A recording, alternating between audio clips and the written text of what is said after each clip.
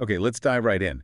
Did you know, and this number is pretty shocking, an estimated 50,000 people in the U.S. end up in the emergency room every single year because of carbon monoxide poisoning? 50,000, that's huge. It really hammers home how common and dangerous this invisible threat actually is, even with detectors becoming more common. Exactly.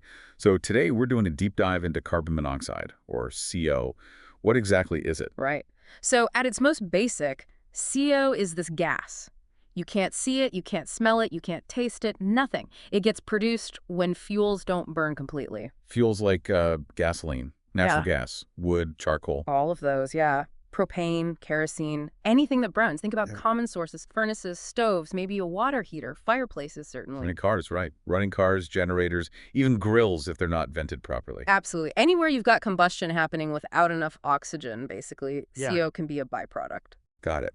So our mission today really is to help you understand the risks here.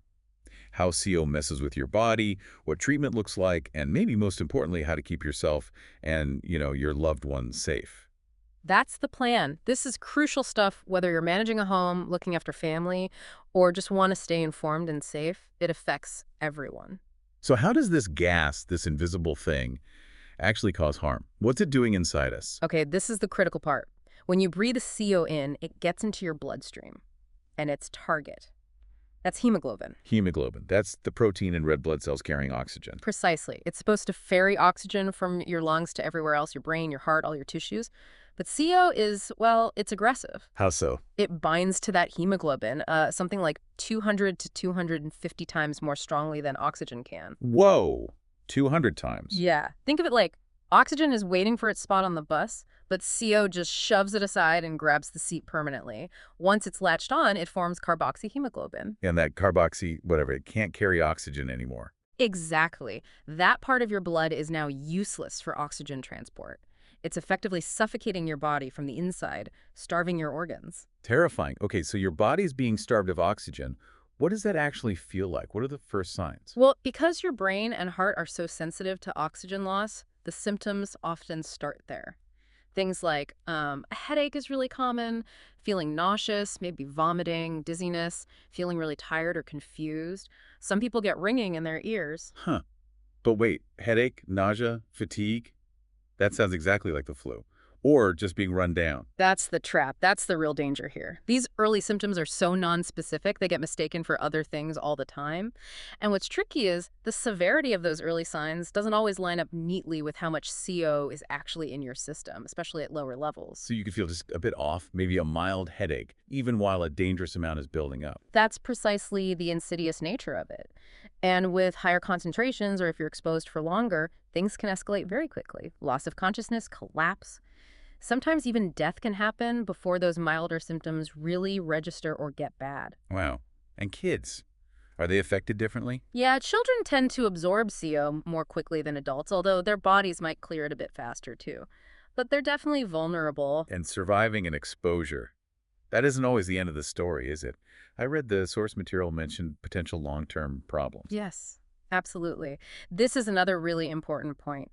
Even non-fatal exposures can cause lasting damage, especially to the brain. Think effects similar to a traumatic brain injury. Like what kind of effects? We're talking persistent problems like difficulty concentrating, memory issues, sometimes anxiety or depression, ongoing dizziness, trouble sleeping, and for some people, heart problems can develop later on down the line. That really paints a grim picture. So if someone does suspect CO exposure, they call for help, get to the hospital. What happens then? What's the treatment? The number one thing is oxygen, pure oxygen. Breathing 100% oxygen helps push the carbon monoxide off the hemoglobin, freeing it up so it can start carrying oxygen again. It speeds up the removal process significantly. Okay, just straight oxygen. And what about that hyperbaric oxygen therapy? You hear about that sometimes, the special chamber. Right, hyperbaric oxygen or HBO. That involves breathing pure oxygen inside a chamber where the air pressure is increased. Does that just work faster? It does speed up CO removal even more, yes. But interestingly, the source suggests it might do more than that. It could also help reduce inflammation and potentially improve brain function that's been impaired by the lack of oxygen. It's often considered for more severe cases, especially if someone lost consciousness or shows clear neurological signs. Okay, so given how stealthy and dangerous this gas is, Yeah. wrapping things up, what's the absolute bottom line? How do we protect ourselves? Prevention. It has to be prevention. Because the symptoms are such unreliable warning signs, you just cannot depend on feeling sick to know there's a problem. Carbon monoxide alarms are essential, your first line of defense. Like smoke detectors, but specifically for CO. Exactly. And they have standards, you know. An alarm might be set to go off within, say, 4 to 15 minutes if CO levels hit 400 parts per million. That level needs a fast response. Even if it isn't immediately lethal, it shows you why early detection is key. Makes sense. Where should people put them?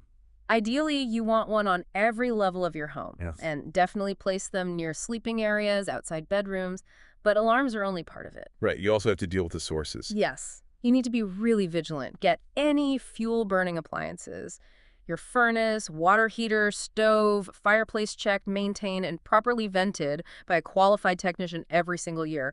Don't skip that. And simple things too, like Yeah. never run a car in an attached garage, even if the garage door is open. Never. And never use barbecue grills, portable generators, or those fuel-burning camping heaters inside your home, garage, or even like a poorly ventilated porch. Keep them well away from windows and doors, too. So summing it all up, CO is this invisible, odorless threat. It hijacks your blood's oxygen supply, causes flu-like symptoms that can fool you. But carries the risk of severe immediate harm, like passing out or worse, and potentially long-lasting brain and heart issues even if you recover. And because you can't rely on smelling it or feeling it reliably. Prevention is everything. Working CO alarms on every level, near sleeping areas, plus annual checks of all your fuel-burning stuff by a pro.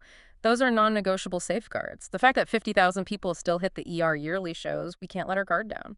It really underscores the danger. So thinking about how common and how serious this invisible threat is, maybe the question for you listening is, what steps will you take, maybe even today, to make sure your home and the people you care about are protected?